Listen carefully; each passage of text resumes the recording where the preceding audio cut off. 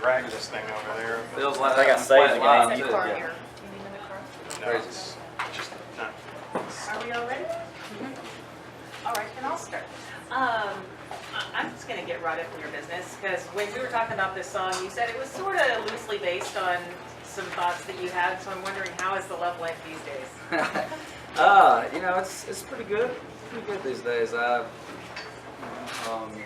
got to do the Miss America pageant last night. I got to be a judge on that, so that was not a bad spot to be in. Had a blast with it, and yeah, things are going well. When I wrote this song, I'd just gone through a breakup. I think Adam was the same thing, and then our other buddy Josh had this title, and I think me and Adam both kind of said, I got somebody in mind we can write this about. And she no longer lives in Nashville, but that was kind of what I was thinking about writing it. And Adam, tell you, he may have came from an experience he had, but it's just getting the right. I get to talk about that song every night I play it, so does he. And it's just crazy that we tried to pitch this song, send it to every artist we could. I mean, all my friends and his friends loved it, and I couldn't understand why nobody would record it. And looking back, I'm so thankful nobody did, because I needed that song. That even after 2 number 1, Chillin' at Hope You Get Lonely, I mean, this song took me to a different level, I think. And getting to put that shout out to the troops in there as well. That's something that we always, I know, enjoy singing. He's done the Down Home tour with me. And, yeah, I'll let him talk on that too. Well, real quickly, I want to ask, since you brought it up, did you meet anybody interesting at the Miss America pageant? Oh, Matt, yeah, me and Mark Cuban, buddies now. Gabby Douglas was cool. Sierra was FaceTiming with Russell Wilson, her husband, so I'm a big football fan. So it was insane that, me, a country artist, sitting there around all those people, and not to mention all the contestants, man. That was a learning experience for me. It's they work hard to get there, and there's a lot of girls, a lot better looking and smarter than me, man. It was a cool experience. So you mentioned pitching this song to several people and how it just didn't pan out. Have there been any songs in the past that maybe you've pitched to other artists that you kind of wish you'd saved for yourself, and if so, which ones? Go ahead. I had some songs recorded right before I got my record deal. Roller Coaster, Luke Bryan, This Is How We Roll. Get me some of that common straight. And without a record deal, I can't say that I wish I'd have had those back, because I think it got my name out there. I still get to play them live, and as a newer artist, that was something to be able to play those songs on top of just one single. That was huge for me, and there may be I don't think I have one that I wish I'd had back. I do know when Luke Bryan recorded Roller Coaster and he recorded one of mine and Adam's songs, and after that I said, if I'm really going to do the artist thing, I have to keep what I really feel strong about. It's all about the song and the music, and I wrote Chillin' it about 2 months after that and said, all right, I got to go with this. Glad you kept You got that. some? Thank you. Yeah. He's had some big cuts as well. Yeah, I think they all help the overall career. It's just getting as many songs as you can cut. And I think Ain't Worth the Whiskey was a prime example. We kind of jokingly, us 3 writers said, hey, well, if no one else puts it out, whoever gets a record deal first, Yeah, we'll we put did. it out. And it just kind of worked out that way that Cole, got his deal. And I think it's just a testament that they find their home where they're supposed to, and it's all meant to be in the end. And we now look back and say, well, we understand why so-and-so didn't record it, or, they passed on it, or whatever it may be. And I think a lot of it honestly, is looking back at Cole Swindell, Josh Martin, Adam Sanders at that time. Like, I think people were like, can this really be that good? Who are these guys? I've never heard of them. And this town is some of you work your butt off to make that name for yourself, to where when you're sending people songs, it's like, this is probably going to be good. When we weren't at that point, thank God, because if somebody would have recorded it, who knows what my 3rd single would have been, and we might not be sitting, here talking about what we love to do. But it's just, anytime anybody else, that's a big compliment for both of us, for somebody to record your song that believes that much in it. So it's kind of cool we get to do both, write and sing. Cool, thanks guys. So take us into the writing room the day that y'all wrote Ain't Worth the Whiskey, and just kind of step by step how it all came together. Well, I think it was, I know for me, this was sort of my first co-write in a real publishing company. Yeah. we spent a lot of time writing at each other's houses and apartments and on weekends and stuff, sort of as, it was our job, but, we weren't scheduled, So Cole got a deal at Sony ATV Tree. And it was one evening, Josh, the other writer on the song, was He worked a night shift. a night shift at Belmont University as a security guard officer. He was getting ready to go in that night, so we actually started a little late. Yeah. Went into famous room 3 Yeah, over at Sony ATV. And Josh just threw the title out, Ain't Worth the Whiskey.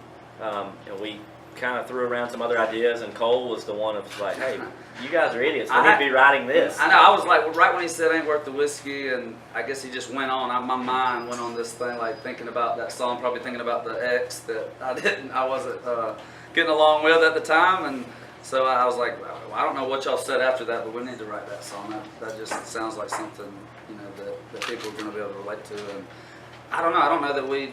It felt good, when we were writing, we were singing, we're like, this is going to be, could be big, and you only. I swear, it's only a few songs like that where you get that feeling, and they're usually, looking back over my career, it's the ones that I felt about whiskey, or have been the ones that are big, and that just, I don't know what, I've been very fortunate. I'm glad I had a lot of, good music to listen to growing up and stuff. So. I think for me, writing it also, we were such new writers at the time that I think we were, good enough to be dangerous, but I think that if we would have possibly had came across that title a few years later, we may have overthought the idea in the song, and I think that when we wrote it, we just spoke from the heart and what we were coming from, and we didn't really worry about songwriting tricks, and we just wrote it exactly how it felt. And I think that was sort of the biggest compliment on the song, is people just was like, man, this just feels exactly the way it should be. And it was actually a little bit more country, than what some of the stuff we were writing at the time, which was a big compliment also. Yeah, absolutely. I feel the same way. Thank you. Can we talk about celebrating today? I mean, we've got 3 parties in quick succession, 3 venues. I don't remember doing it this way. Yeah, I don't know how it's supposed to go. This is. It's what happens when you're on the road burning it up. And number one after number one after number one. Yeah, but I honestly, my whole team. I mean, we have tried to get this thing going, and thankfully we've had to plan 3 now in that time. But to me, I want this to be. Although I am co-writer on these songs, I get a lot of the credit out on the road for being the artist, and I came up being the songwriter, and that is, these parties. That's what these things are for. The number ones. I know we've moved to town, dream of getting to one of these plaques or seeing one of these signs on Music Row, and that's everybody will tell you that. And when you got to wait a second to get it, it's going to be worth it. It's going to be a cool day. I mean, it's. That you can't find anything to complain about really when you're celebrating the number 1 song. We've been fortunate enough to have it happen, but I know that's still a rare. I mean, the chances of that happening aren't very big. So I'm very fortunate, and it's to me, I'm just excited to be off the road for a day and be back in my town where I love and got friends and everybody that is responsible for. Me getting to where I am and me writing these songs and wanting to do this, and it's it's a good day to be here. As an artist, when you hear Cole sing and they're singing it back to him, what's that feeling for you?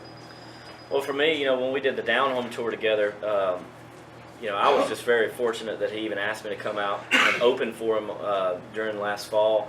And after the first night, he pulled me on the bus and said, hey, I want you to come up and be a part of Ain't Worth the Whiskey, and I want you to sing the second verse. And honestly, it kind of caught me off guard, because at the time, and I still think it's probably his biggest live song that he has, and I don't know if you're still doing it, but he was closing with the song. Still am.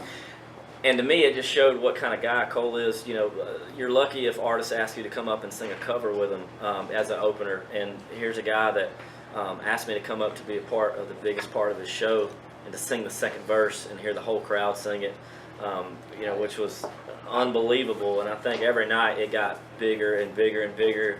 There was some nights we didn't even have to sing. The whole crowd took it. Yeah, and he has his own shows he plays. He knows. I mean, they sing along there, but it just so happened to be we were in some pretty cool venues, and to get him, he says that me bringing him out, and I told him that night, he's like, I'm not coming out there that long, and I was was like, dude, you wrote this song. This is, you know, I wouldn't have it without you. So we figured out a little arrangement, and we started doing it together. But that was the live. That really, you know, when things don't go the way you think they should, and this or that, like what really matters. I mean, those shows where those fans are singing along, the people that buy our music and show up and, you know, support what we love. They're there to support us. You know, that's what really matters. And I mean, hearing them sing by, any songwriter, you know, they'll tell you that is what you dream of. When I moved to Nashville, I had got a feeling of that, but I was singing cover songs. You know, I loved to entertain, but I knew that I had become obsessed with, I got to be a songwriter. These guys are writing, you know, these songs, and that's kind of how my story came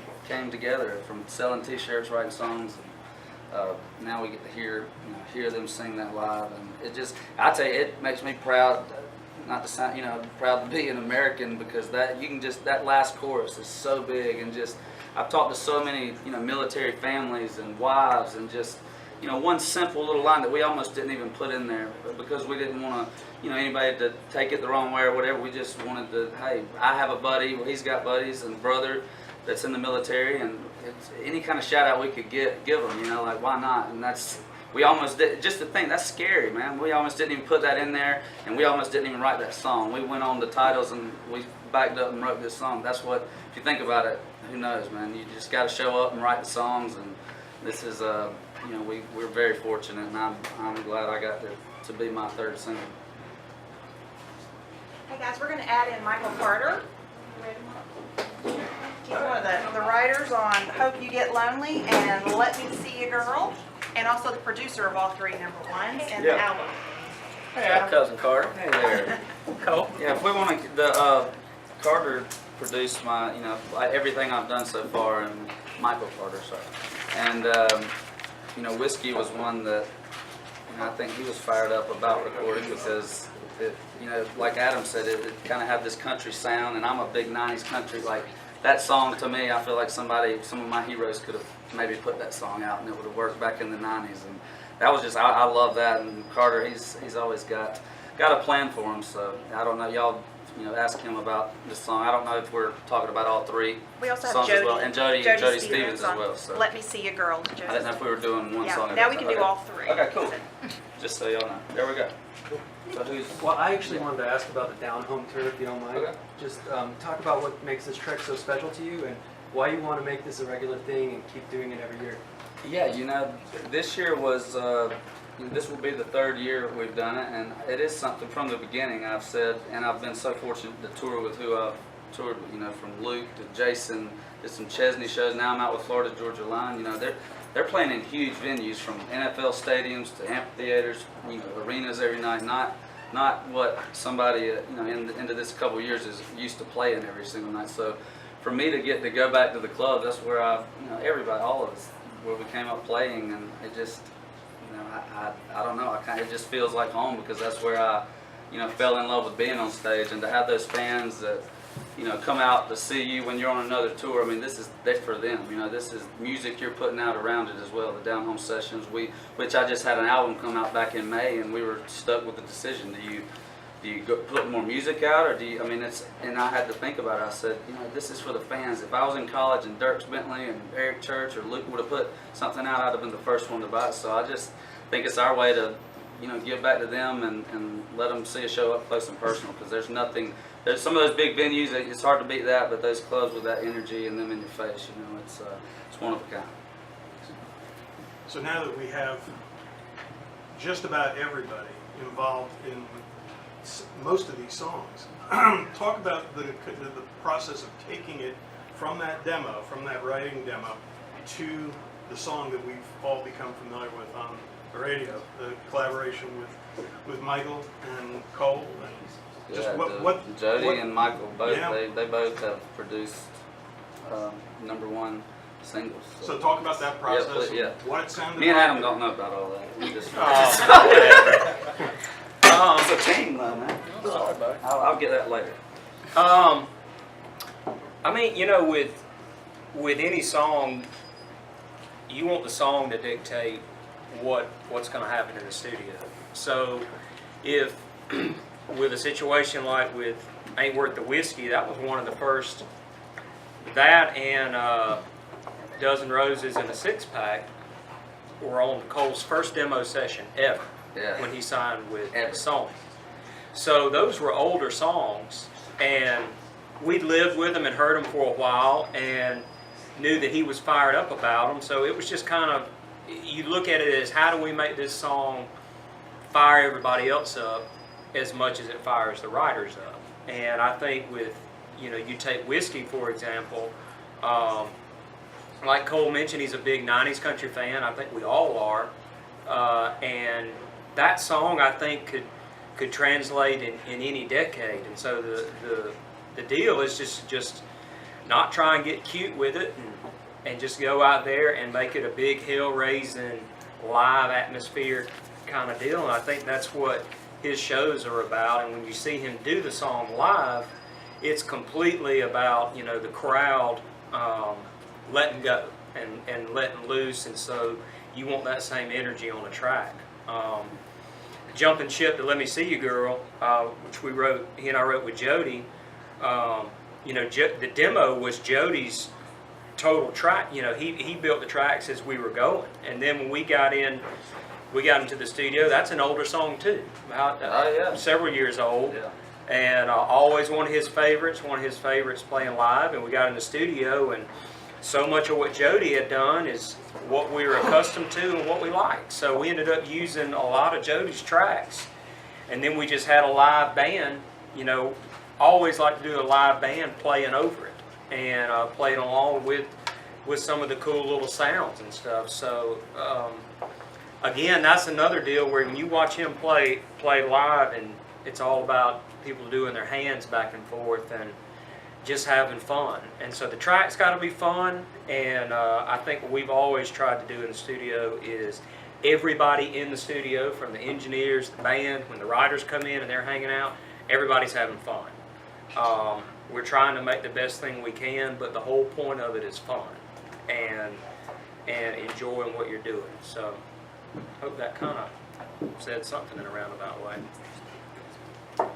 I think we made your job a little easier on Worth the Whiskey. We had about, 6 demos of it? 6 versions? It's to been choose around from. for so long. It's like, well, maybe we need to redo it. Maybe we need to redo it. So we had to go back, and we now have a final version that These reached are the nice top glasses. of the charts. So These are I'll very let nice some- glasses. Cheers. Grandma would have with it. Mamaw. This is Mamaw's.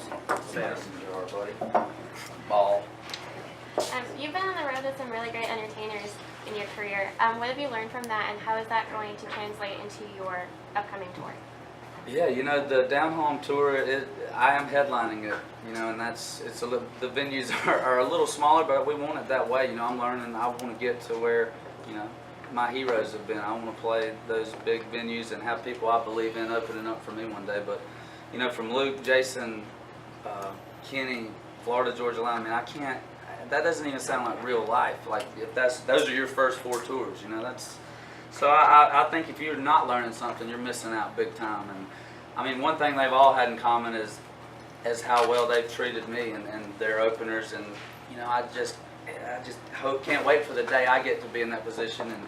And because I know what that feels like to be a newcomer and be nervous out there around people that you've listened to forever. You know, and then you're out there, they think you should be their supporting act. You know, so this is what we love to do. It's not a everybody thinks it's a huge party out on the Florida Georgia Line tour, and it's one of the best atmospheres I've ever been around with their trainer, everything they have out there is promoting, you know, being better, and I'm just glad. I have learned a lot, and I'm who knows when the real big headlining thing's coming, but right now I'm happy to be out there with some of my best friends, and we'll be looking forward to the Down Home tour here soon.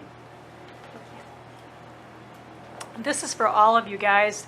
You know, reading through all these stats, you've got some pretty impressive stats to put on your wall now. But the one that stands out, the only solo artist in history of country air check to accomplish is 5 consecutive #1 radio singles. What kind of pressure does that put on you guys now that you've had 5 in a row? And what's next?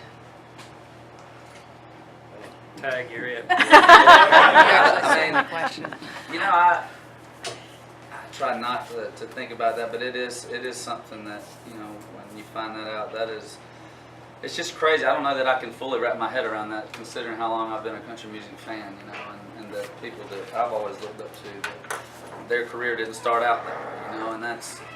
But I also think, you know, you look at the people that have been around it, it's just a slow, it's just a steady climb, you know, and that's how I think although it's happened great for me, I might have started off, you know, right here. It just, I try not to put a whole lot of pressure, but yeah, I want to release, you know, #1 song. I want people to love them that much, you know, every song. It's just tough to pick, you know. I'm getting to a point now where I've said, you know, several different things. I mean, You Should Be Here, that's why I think it was so big for me, is y'all know from hopefully talking to me that that's just as much me as Chillin' It or Let Me See You Girl, but the world didn't. I don't think they knew that. And you know, the things that you know, my career, I've learned over this past, you know, year or so, just from that song, it's been amazing. So you know, who knows, the middle of a memory, if we get 6, we do, but if not, it won't be because we didn't write it the best we could, and you know, Carter produced that one. And so, but we're here, you know, talking about my first album. Really, that's what's cool. I am on my 6th single, but these are all songs that got me to those 5 in a row. And like I said, without these guys, I wouldn't have had that. So that's why we're here today. Is I get, you know, plenty of recognition out there, and this is about, you know, them knowing that I couldn't do it without them. So. Very well said. I think that just to add, I mean, like, for everybody here, I mean, everybody, you absolutely don't start out as a hit anything, especially you have aspirations, but everybody, we all know each other well, and, you know, have written with one another a lot, enough to know that I think the common thread is the work ethic and trying to get better. And if you work, and then you get the first one, it's a relief, but it's an addiction. Yeah. That makes you want to work even harder. I mean, and then, you know, maybe I could have, you know, written another song that day, you know, or just always challenging yourself, and you're always hoping, you know, you get better, and you don't just sit and dwell on one. You go the next day, you go in and you write a song, or if you're out on the road, you wake up and you may write a song, you know. So it's just a never-ending story, I guess, but a good one. I think how we also can, you know, do our best to keep, you know, not that, you know, stats and that sort of thing, the 5 #1s in a row matter. I mean, we do this because we love to do it, and it's all extra and great. But just kind of as a songwriter that, you know, met Cole early and friends, and all of us being friends, I think we look at it sort of as a team effort. You know, anything that I write on a daily basis, if it's not something that, you know, I would, you know, want to say as an artist, you know, he's going to be the first person I send it to, you know, and if it could help him in his career, then that's what, you know, we all want, because I know he would do the same. So I think we just continue to work as a team, and whoever it may work for, and if we say, hey, you know, this is something Cole needs to say, then that's for the good of all of us, you know, in the end. All right, well, congrats, guys. So, Cole, 5 #1s you have now, and your song credits on all the ones we're celebrating today. As songwriters, do you ever feel like you're getting to a point where it's too vulnerable? Because you have these stories behind the songs, obviously. Ain't Worth the Whiskey, You Should Be Here, obviously. Do you ever wonder that you're exposing too much of yourself when you're in the songwriting process, or has it ever gotten to that point, or no, when writing a song? Jody, you jump in. I don't think you can expose yourself too much. You know, I don't. You know, part of why we do this is we feel something inside us that we have to get out. You know, and I suppose there, you know, you could take it to a level where you're uncomfortable with it, but no, I think we try to pour as much of us into these songs as we can. You know. That's definitely what we do. That's why I think it's something inside us that the reason we fell in love with music. You know, we want to make other people feel that way. I mean, I know that's how it is for me, and you know, that's what I was saying about You Should Be Here. People were like, you know, how could you release something so personal? And to me, it was never even. Why wouldn't I? I mean, the people release songs like that, and I heard them growing up, and they did that for me. You know, I think that's part of our job as songwriters, and you know, and every day, it's like you have these moments where you're like, you know, let's write a song that's gonna change something. That, you know, like, and that's not every day. I don't think they can all be like that. You know, that's what I wish more people understood is go see these songs live. I mean, just whether you got 20,000 people waving their hands or 2 grown men crying, I mean, that's both powerful. You know, and that's why we do what we do. I think it comes down to your co-writers also. I think that, you know, we're all such, you know, good friends that I feel like I could go into any co-write, and if it was something that hit me pretty hard, that was very personal, I'm friends enough with these guys to be able to talk about it. So I think that knowing your co-writers have your back and knowing that you're comfortable enough with them that if you were, you know, think you might not, I mean, you might not put every little detail to where it's like you put your name in the song, you know, but it's still it's inspiring, and it gives you these real feelings. Gives you real song ideas, and that's the most. I think the songs that I've written while going through those things have been my biggest songs, and that gives me chills just like thinking about that, because that I know that's how big and important a song can be. So the fact that we're here celebrating #1 songs together is, I'm glad to be here. I think if you look at it a little bit of a fan way, like growing up, I can remember situations, good and bad, that I was going through in life, however, you know, trivial they may be now, but I remember a song that was associated with it, like a song for that summer, or a song for that party we had at, you know, the Sid Mackay house or whatever. Yeah. And then now you kind of wonder, and you're like, man, this tough guy McGraw is singing this awesome stuff, and then he comes out with something really, you know, that tears at you. And then you get up here, and then you get to, you know, you've lived life, and you just kind of open up, and you've had times where it's been a lot of fun, and then you've had times where it's been awful. So you write all of it, you know, and what people hear, they, you know, is kind of out of your control. You know, you write what you feel, and where it goes, you know. Well, thank you guys. Artist of the year. And I think most of us here expected to see your name on that ballot, but possibly not in that category. Yeah. Were you surprised? Yeah, you know, I was a little surprised, but, you know, I immediately, you know, I told myself that, you know, those awards, it's nice to get nominated and to even win, I mean, to share with your team and the people that work hard, but when I mentioned those moments that we have, like when I get to stand up on that stage and you know, that CMA Fest this year, that stadium, playing You Should Be Here, that moment will be bigger than any award I'll ever, I mean, you know, probably ever win. And that's why we do it. So it's, you know, as much as You Should Be Here means to me, you know, I think that song has served its purpose. And every story I've heard, everything, that's what it's really all about. I mean, I've learned, you know, here I was trying to put out a song to help other people, and I mean, I've learned so much, you know, about just, you know, so many things just from fans, you know, because I released, you know, I put out something that was inside of me. So, but the new artist thing, you know, I'm just glad I'm still in the,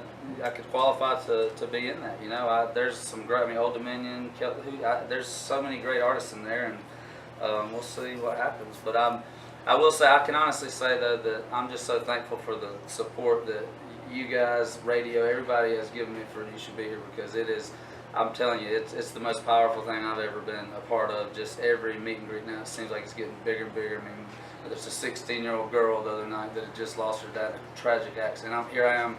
I thought it was bad. I was 30 when I lost mine. That would have been 10 times worse. And it's just, you learn every day how lucky we are to do what we do.